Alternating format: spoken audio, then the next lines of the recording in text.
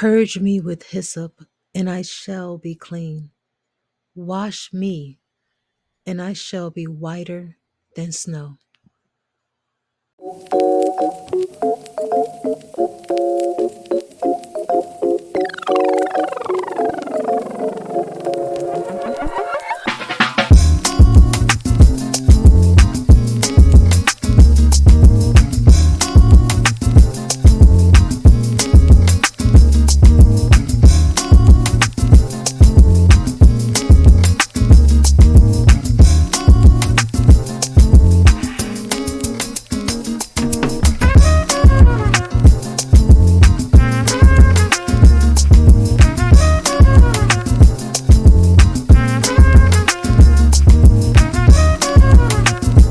Hey, beautiful soul. Welcome back to More Than Skin Deep. I'm Melissa Miracle, and today we're going to deep dive in a gentle way to talk about a ancient sacred herb that has a huge reputation. Okay, this herb is called hyssop, and I even remember being a child drinking hyssop and hyssop extract, um, even using a balm for pain made out of hyssop. And now with Milli Miracle, there is a moisturizer that is made with hyssop as well, available at millimiracle.com. So this is going to be a little fun deep dive for myself, and I hope you enjoy. Now, before we get started, well, actually, to begin, I want to do a little travel, shall we? Let's go through time for a minute to ancient Egypt, the night of the final plague. Families are preparing for something sacred. They were told to mark their doorposts with lamb's blood. And what tool did they use to apply it? Hyssop. This humble, aromatic herb became symbolic of protection and deliverance. Fast forward to King David's time, where in Psalm 51:7, he echoes the same symbolism with hyssop as a spiritual cleansing, not just physical cleansing.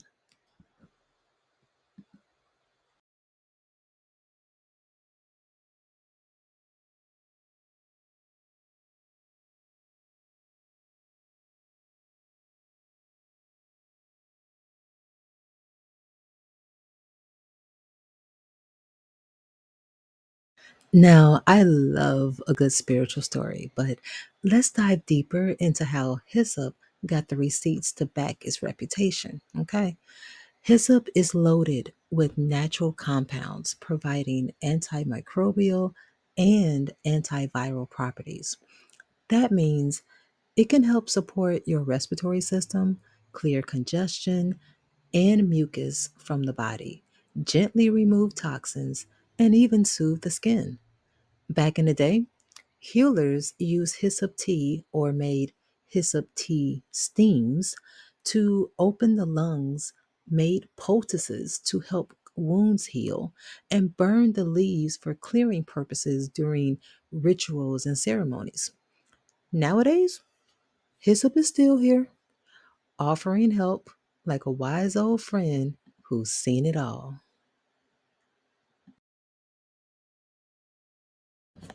So, Millie, how do you work with hyssop as a lifestyle essential? Hmm, glad you asked. Let's start with your space, your home. If you have an oil diffuser, you can use hyssop essential oil, just a few drops, for a mild aromatic experience that will help purify the air and raise the frequency of your space. I hope you are being blessed with this content thus far. And as a caution, I want to make sure that I point out if you have an allergy or a sensitivity to the mint family. Okay.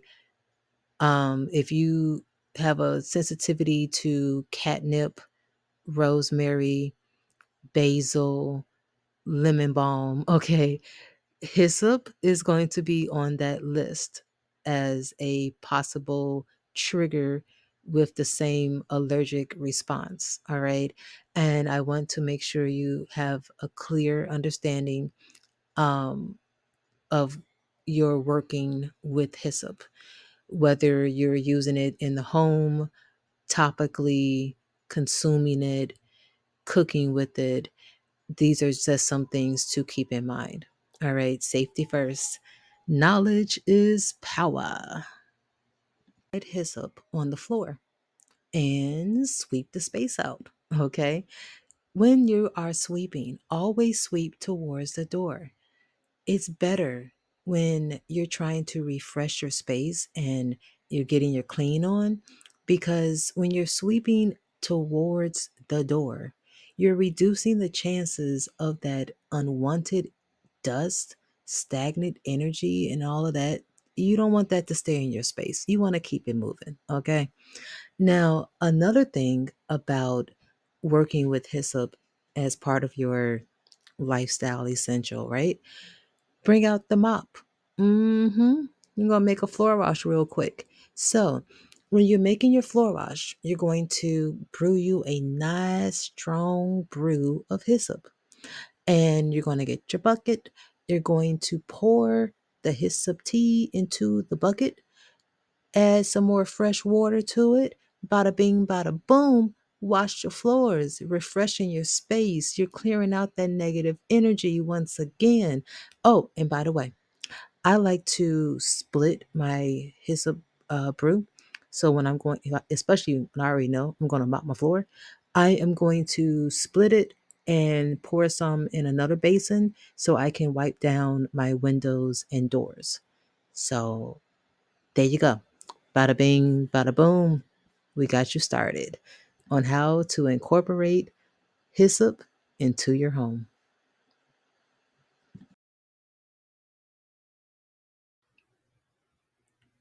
I hope you're enjoying this little journey with me today.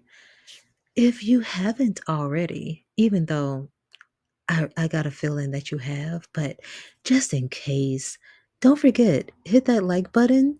And this right here, I know I don't have to remind you to subscribe or I no, I doubt it. Not this far in the journey. But just in case you're new and this is your first episode with More Than Skin Deep, let me go ahead and encourage you. You're in for a fun adventure. I'm telling you. Informative content. I'm right here with you. Mystery. I love a good story. Yes, indeed. We're gonna take some. We're gonna do some deep dives. Stick around. Support the vibe. I love to see you. And let's get back to the story, shall we?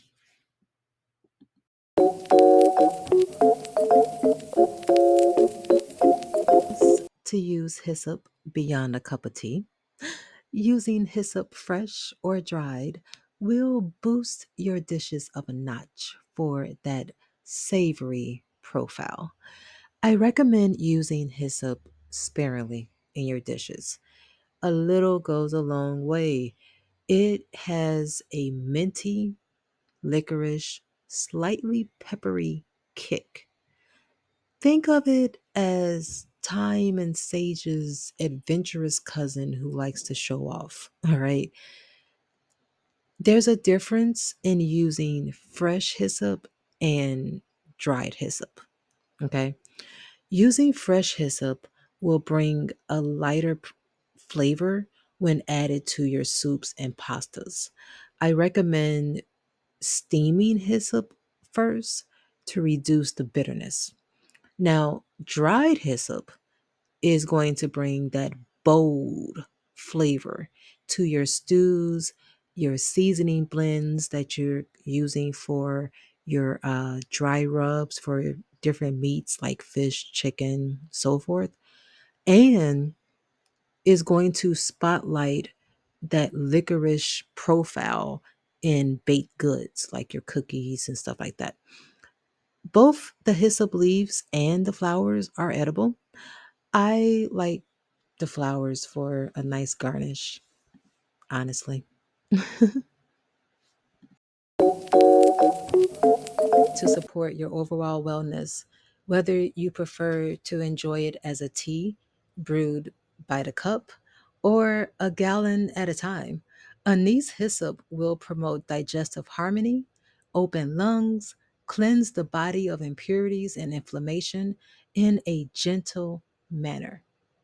You can also enjoy hyssop as a spiritual bath, add it to your foot soak or steam session to promote calm, to purify the skin, and revitalize the senses. Another good thing to note about anise hyssop is that you can use it during your fasting and detox seasons.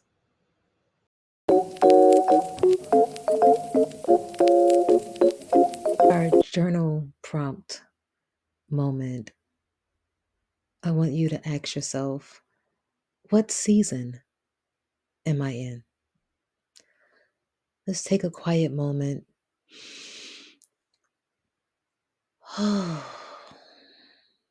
What season am I in? Am I planting new seeds of faith or growing through challenges? Am I in a season where I'm harvesting the fruits of my labor or simply resting, allowing my soul to recover and renew? Beautiful soul, whatever season you're in, I encourage you to honor it. Take that journal and write about it. Every phase, whether you are planting, growing, blooming, harvesting, or simply resting, it has purpose. All right? It has a purpose. That's all for this episode of More Than Skin Deep. Special thanks to our listeners. I love hearing from you. Drop a comment, share your thoughts about what resonated with you, and don't forget to leave that 5-star rating. It's so much appreciated, so that way others can be able to find the informative content that has blessed you. And if you're looking for more resources, check out millimiracle.com. The Hyssop O'Shea lotion is also available at millimiracle.com.